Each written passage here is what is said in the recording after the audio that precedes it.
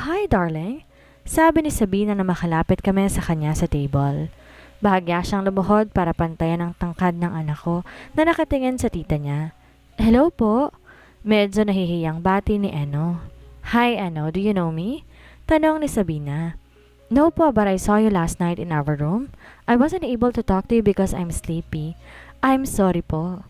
Oh, my baby is so adorable. Nakaka-proud naman maging ina niya. It's okay, darling. By the way, I am your Tita Sabina. You're so pretty po, Tita Sabina. My name po is Eno. Masiglang sagot ng anak ko at nang mapatingin ako sa kay Sabina, nakatingin na siya sa akin. Hello, Eno. Come on, let's eat. I already ordered the food. Sabi pa ni Sabina at tumupo kami sa round table na hindi naman spacious para sa aming tatlo. Magkadikit sa Sabina at Eno and it seems fine to me. I know this sounds weird pero wala akong choice kundi makiget along lang kay Sabina. Isa pa, she's nice and kind so I hope hindi ako nagkamali na pagkatiwalaan ko siya. After all, kapatid niya si Dave at naniniwala ako na blood is always thicker than water. Say bye to Tita Sabina, anak. Sabi ko sa anak ko dahil tutungo na kami sa bahay ni Agatha. Bye po, Tita Sabina. Magiliw na sabi ni Eno kay Sabina na ngayon naiiyak dahil gusto ko pang makasamang anak ko. Sama niyo na lang ako, Z. Sabi ni Sabina at tinawanan ko na lamang. Sumimangot siya at kinarga ang anak ko. Tangi, may imimit ka pang producer, di ba? Sabi ko at mas sumimangot siya. Yun kasi ang sabi niya kanina kaya nandito siya sa Canada ngayon. Sama niyo ako, Baby Eve. Bakit nakausap niya sa anak ko? Lumingon sa akin si Eno, tila nang hihingi ng tulong kung paanong sasagutin si Sabina. Kasi, Tita Sabina, Mama and I will go to the house of Tita Agatha and after that, we will find my papa po. Napabuntong hininga ko at alanganing ngumiti kay Sabina. Eno didn't know na kapatid ng ama niya si Sabina. Di rin pinaalam na Sabina ang kaugnayan niya sa ama nito, kaya nagpapasalamat ako dahil doon. Don't worry, Baby Eve. For sure. Kung nasan si Papa mo ngayon, love na love ka niya. Besides, nandito naman si Mommy mo at ako para sa iyo. Sabi nito, tinulika ng anak ko sa magkabila ang pisngi. Di nagtagal, nagpaalam na kami sa kanya, dumiretso sa bahay ni Agatha. Pagkatapos ko magkwento kay Agatha, literal din siyang napanganga. What a small world, sabi pa niya. Indeed. Di kami nagtagal sa Canada at agad bumalik sa Pinas. Ngayon, nasa bahay ulit ako ni Dave para magtrabaho. Wala si Aling Rosie dahil naka-leave ito kaya ako lang mag-isa dito dahil dalawa kaming katulong sa bahay ni Dave. Good morning sir, breakfast is ready.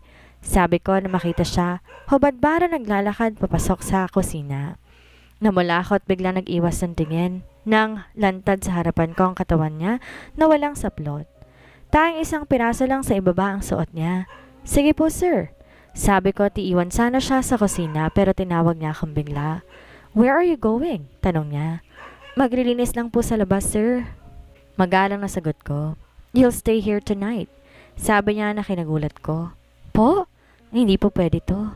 Hahanapin ako ng anak namin.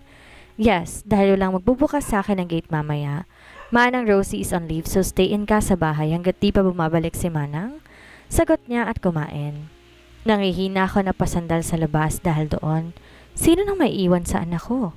Tawag ko na lang kaya si Ria mamaya. I'm sure she won't mind na maiwan ka kanya si Eve. Nilinis ko na lang labas at nang bumalik ako sa loob, nakita ko si Dave na nakaupo sa sofa at may nare-review sa laptop niya. Baka ready ang suit ko, sabi niya sa akin. Trabaho ba ni Manang to? Akala ko ba, bawal pumasok sa kwarto niya. Papasok po ako sa kwarto ninyo, sir? Tanong ko kahit na kinakabahan ako. Yes, dahil kukunin mo nga diba yung susuotin ko? Yes, copy sir. Sabi ko at nagmamadali na sa pagpasok sa kwarto niya. Na makapasok ako sa kwarto niya, agad kong nilapitan ang closet niya. Ano nga bang gusto niyang suotin? Bahala na nga. Agad kong kinuha ang sa tingin ko ay ang babagay sa kanya, though lahat naman yata na nandito ay bagay na bagay sa kanya. Agad kong inayos gamit ito ang plansya. Nag-iingat na wag tong masunog dahil mukhang mamahalin ng mga damit niya. Patapos na ako nang pumunta siya sa loob. Naayos ko na po sir, sabi ko nang nakayuko. Really? Sabi pa niya at lumapit sa akin. Napaangat ako ng tingin at nakitang titig na titig ito sa akin. Bakit? May dumi ba sa mukha ko? Wait here.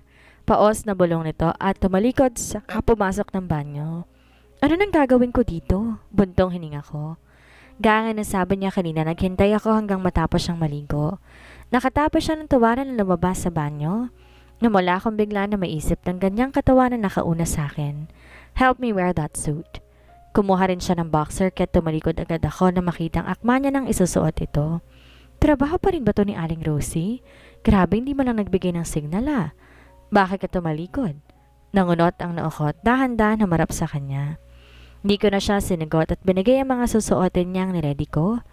Tinulungan ko siyang isuot ang coat niya. Ako rin ang nag-ayos ng necktie dahil hinihintay niya na ako ang gagawa.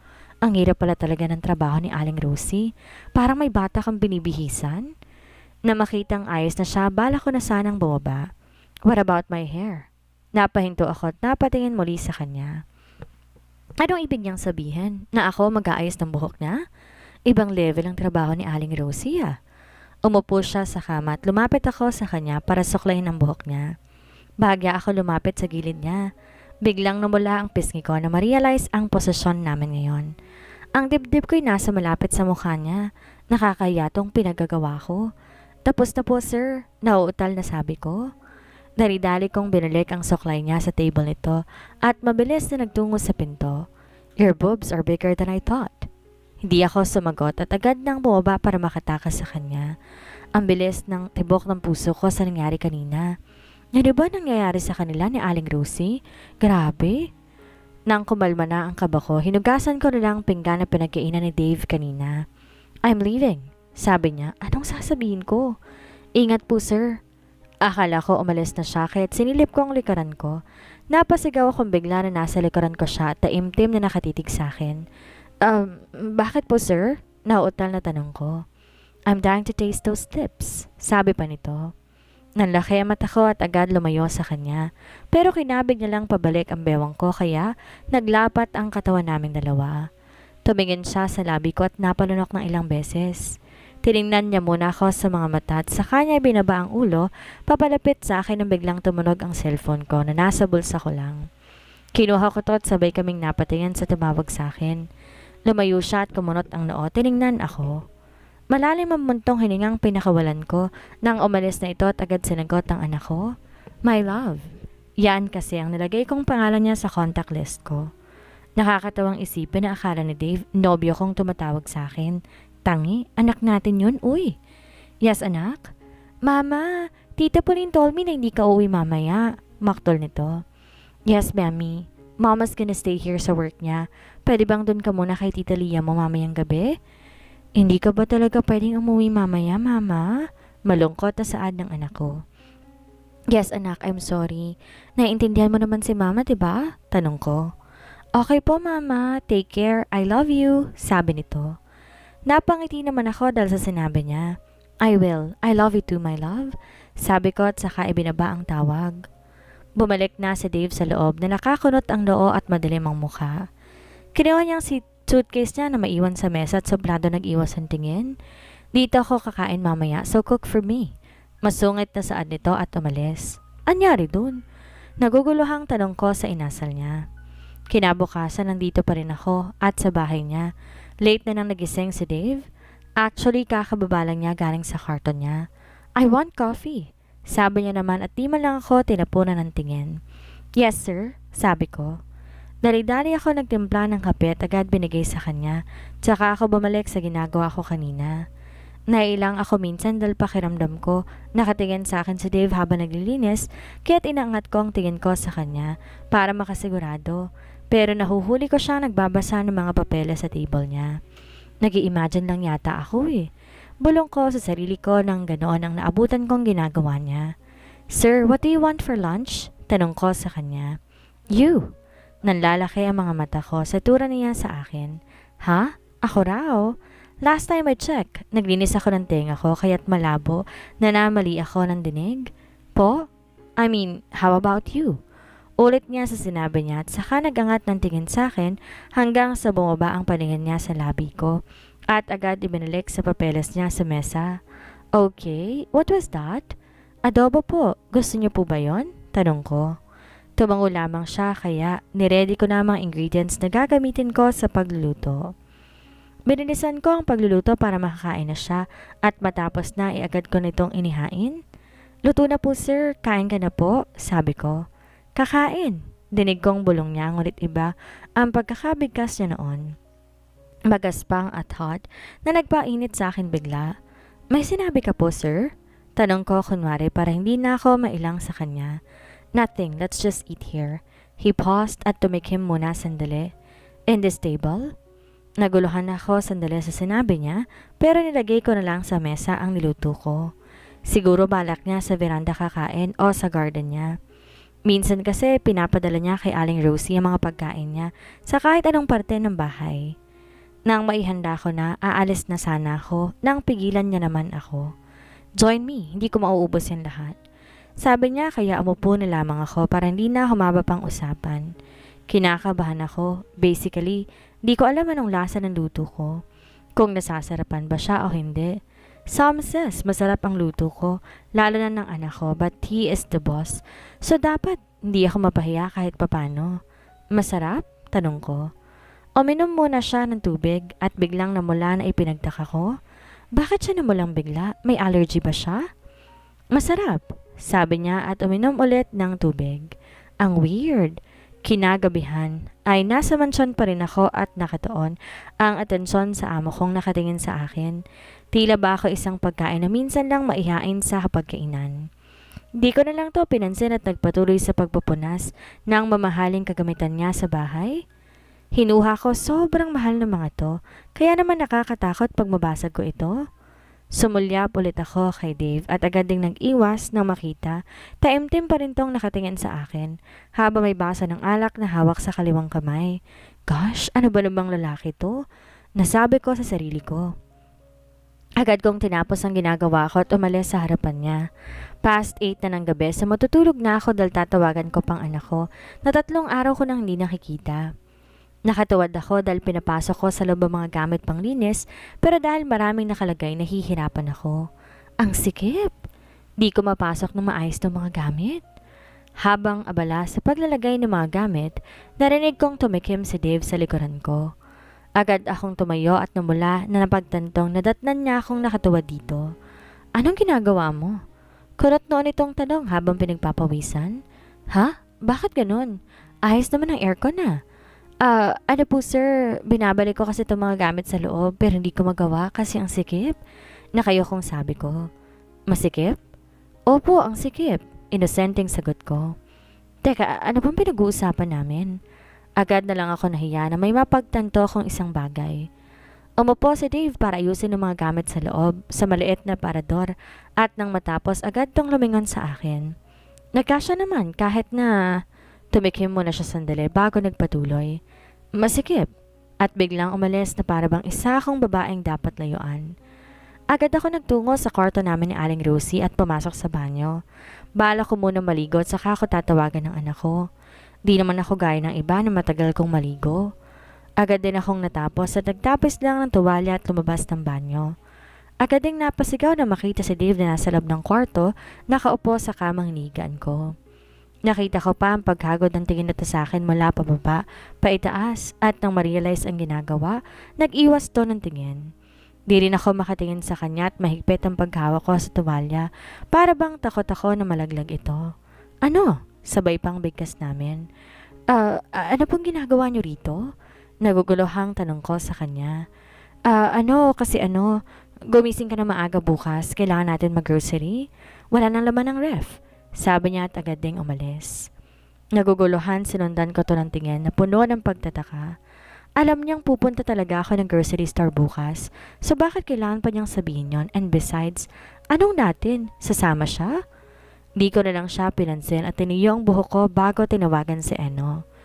Kinaumagahan, maaga akong gumising para magluto. Di ko rin alam bakit sa lahat ng araw na nandito ako sa bahay niya, narito rin siya. Di ko rin naririnig na may tinatawagan siyang iba which is weird dahil mula na mag-umpisa ako magtrabaho, lagi itong wala sa bahay. Kung nandito, busy lagi sa cellphone niya at may kausap na iba. Sinusungitan din ako nung una except for Aling Rosie. Yung typical na among masungit at arogante, siyang maihahambing sa kanya. Di ko talaga alam kung bored lang ba siya at kinakausap ako na parang di niya ako sinungitan noon. So basically, lagi ako nagluluto para sa kanya. Dahil nga nandito lang naman siya sa bahay. Buti na lang marunong ako magluto. Mas kinikilig ako kapag sinasabihan na masarap ako magluto kaysa maganda ako. Anong niluluto mo? Narigas ako sa kinatatayuan nang maramdaman si Dave sa likuran ko at nakadungaw sa hinahalo kong ulam. Nasa balikat kong ulo niya tumatama sa pisngi kong hininga niya. Nailang ako sa ikinikilos niya. Ano po sir yung request niyo po? Sabi ko at umalis sa tabi niya at nagkunwaring lumapit sa malapit na mesa para tingnan naman nakaayos ng kagamitan. Halatang napansin niya ang paggawa kong pag-iwas kaya kumunot ang noo nito na ikinakaba ko. Napatitig ako sa mukha niyang kunot ang noo at di ko maiwasan, titigan siya sa mukha dahil nakikita ko si Eno sa kanya. Ang itsura ng anak ko pag may hindi nagustuhan, nakikita ko ngayon sa mukha ng ama niya. Shit, magkamukha talaga. Nasabi ko sa sarili ko. Bakit ka lumalayo? Mabaho ba ako? Maktol ni Dave na ngayon tinatapunan ako ng masamang tingin. Teka, ba't parang galit siya? Nagtatakang tanong ko sa sarili ko. Po, hindi naman po ako lumayo ah. Pagsisinungaling ko at dahan-dahan humakbang papalapit sa kanya. Kinuha ko ang sandok at hinalo ulit ang ulam na niluluto. Tss, para kang timang. Sabi nito at agad kinuha ang kamay ko at sinabayan ako sa paghahalo ng pagkain. Tahimik lang ako habang pinapakiramdaman siya at gano'n na lang kalakas ang tibok ng puso ko nang maramdaman ang labi nitong nakadikit sa leeg ko. Sir, ano pong ginagawa ninyo? Napapikit ako nang lumapat sa balikat ko ang labi niya. Tinutulungan ka, sabi nito sa mababang boses habang ang labi hinahalikan ang leeg ko papunta ng balikat. Kaya't habang kaya ko pa, marahan akong lumayo ng konti sa kanya. Nagtataka na napatingin sa mga mata niya nang may pagnanasa na nakatingin sa akin. Bakit na naman? Nakasimangot na ang mukha nito habang nakatingin sa akin. Ang sarap kurutin, lalo na nga't kinukurot ko ang pisngi ng anak ko kapag nakikita na nakasimangot ito. Kung makikita ko ang kaibigan ko, sigurado ganun din ang sasabihin nila. Dahil hindi naman talaga maikakaila na magkamukha ang dalawa. Na iilang po kasi ako sir eh. Sabi ko rito na totoo naman. Bumuntong hininga ito at tumupo sa upuan na malapit sa mesa. Tinanggihan ako. Ako na gwapo, mayaman at gwapo ulit. Dinig kong binubulong nito na dahilan kung bakit ako natawa ng bahagya. Maganda rin naman ako. Wala sa sariling nasabi ko na siyang kinalaki ng mga mata ko. Ano ang sabi mo? Maganda ka? Sabi niya at tumingon pa talaga ito sa gawi ko. Opo, sagot ko habang pinipigilan ang mangiti sa kakulitan niya. Maganda? Ulit pa nitong tanong habang sinusuri ang buong katawan ko. Nang mapadakong paningin niya sa mukha ko, nakita ko ang paggalaw ng Adam's apple nito, tanda na lumunok ito. Hindi ba? Mainhin ko pang tanong sa kanya. Na makitang di na to nakatingin, marahan akong natawa ng walang ingay, saka inasikaso ang pagkain. Kahit nga sa pagkain, panay pa rin ang pagnakaw ng tingin sa akin ni Dave at tagkunwari na lamang akong abala sa ginagawa.